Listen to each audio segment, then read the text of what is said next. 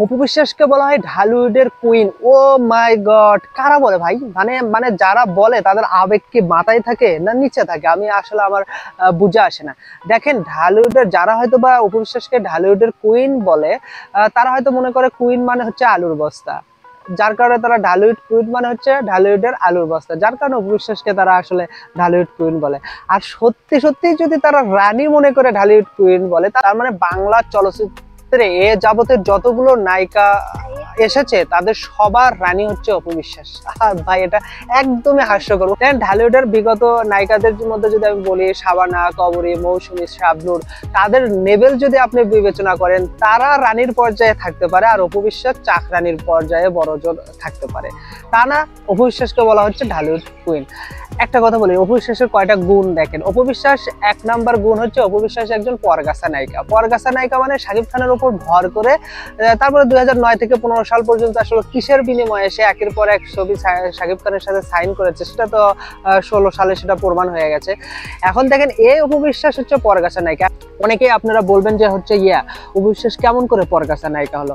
দেখেন, পরগাছা নায়িকা কেমন করে হলো। এই যে আমার পিছনে যে পুকুরটা দেখতে পাচ্ছেন, আমি ধরেন সাঁতার জানি না, আর একজন সাঁতার জানে, তাহলে তার উপর ভর করে আমি যদি সাঁতার করে ওই পাশে যাই, তার মানে তাকে যে আমি ভর করে ওই পাশে গেলাম, সে যদি আমাকে মাছ এই পুকুরের মাঝখানে গিয়ে আমার হাত ছেড়ে দিয়ে, আমি কি যাব? ডুবে যাব না? তা আমি যে ডুবে গেলাম, এখানে কিন্তু আমি হলাম এখানে পরগাছা। ঠিক শাকিব খানও যখন অপু বিশ্বাসকে লাঠি দিয়ে বের করে দিয়েছে, অপু বিশ্বাসের এই সিনেমা ইন্ডাস্ট্রি তার অস্তিত্ব নেই, নায়িকা হিসেবে তার কোনো অস্তিত্ব নেই। তার মানে একজন পরগাছারই কি হয়, যার উপর ভর করে সে থাকে, তার আর পরবর্তীতে কোনো অস্তিত্ব থাকে না। এর মানে অপু বিশ্বাস পরগাছা। আর এখানে অনেকেই বলবে যে শাকিব খানের সাথে অপু বিশ্বাস সবচেয়ে বেশি ব্যবসা সফল সিনেমা দিয়েছে। ভাই, এটা এই যে শাকিব খানের সাথে অপু বিশ্বাস যে ব্যবসা সফল সিনেমা দিয়েছে, এতে কিন্তু অপু বিশ্বাসের ক্রেডিট একদম জিরো। যেখানে শাকিব খানের জীবনের সবচেয়ে বড় বড় হিট সিনেমা কিন্তু অপু বিশ্বাসের বাইরে। মানে সেই সব সিনেমায় অপু বিশ্বাস নায়িকা না, অন্য কোনো নায়িকা। অপু বিশ্বাস যখন কান্না করে তখন মানুষ হাসে, অর্থাৎ মানুষ বুঝতেই পারে না অপু বিশ্বাস কান্না করতেছে না হাসতেছে। অভিনয়ের যদি আপনি গ্রেডিং করেন, এ বি সি ডি তো দূরের কথা, ই তো দূরের কথা, অপু বিশ্বাস হচ্ছে এফ গ্রেডের, অভিনয়ের দিক থেকে এফ গ্রেডের নায়িকা।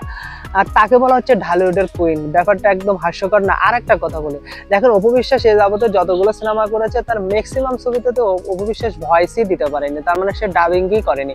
অপু বিশ্বাসের ফেস, আসলে অপু বিশ্বাস যখন এর আগে অর্থাৎ যখন সিনেমা করতো, কিন্তু তার পুরো সিনেমা তো দেখিনি, কিন্তু কিছু কিছু ক্লিপস দেখেছি, সেখানে ভাই একরাশ বরুণ, তারপরে যখন কান্না করতেছে মনে হচ্ছে হাসতেছে না কান্না করতেছে, যেমন কান্না করতে তার যে কি কষ্ট হচ্ছে, এরকমই আমার দেখে মনে হয়েছে।